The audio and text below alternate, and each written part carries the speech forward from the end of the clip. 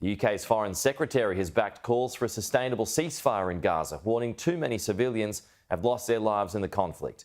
His comments will add to the growing pressure on Israel to suspend its military operations as the death toll passes 18,000. There is a growing sense of urgency that the situation in Gaza cannot continue. The relatives of this family, whose bodies have just been recovered, claim they were sheltering in a school when they were killed. My sister was at this point and her children were in her arms. They had all been lying here. Shots had been fired at them and they had Hebrew writing on their foreheads. According to the health authority in Gaza, the death toll is heading towards 20,000.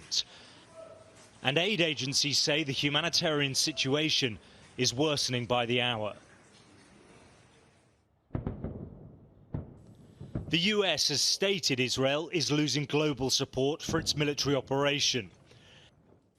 And there's also been a change in tone from other key allies.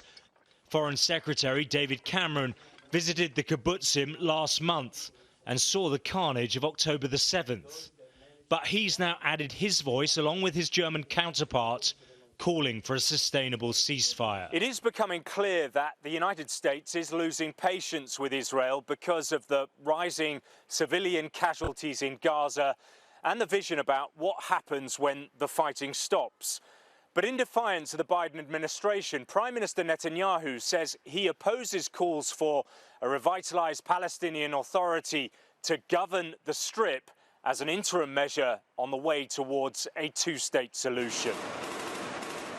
And as the IDF continue pressing further into Gaza, the Israeli leader is also adamant he'll not bow to any international pressure on the timetable for the military operation. We will achieve all of our goals: elimination of Hamas, the release of all of our hostages, and a promise that Gaza will not once again become a center of terror, incitement against the State of Israel, and attacks against the State of Israel. We will continue to fight until the end, for the sake of the fallen, and for the assurance of our lives here in the land of Israel. But things are becoming increasingly desperate inside Gaza the longer this conflict goes on. There is a trickle of aid entering the Strip every day. These trucks carrying supplies were mobbed as they entered through the Rafah crossing. But much, much more is needed, with humanitarian organisations saying the population is now at breaking point. Alex Rossi, Sky News.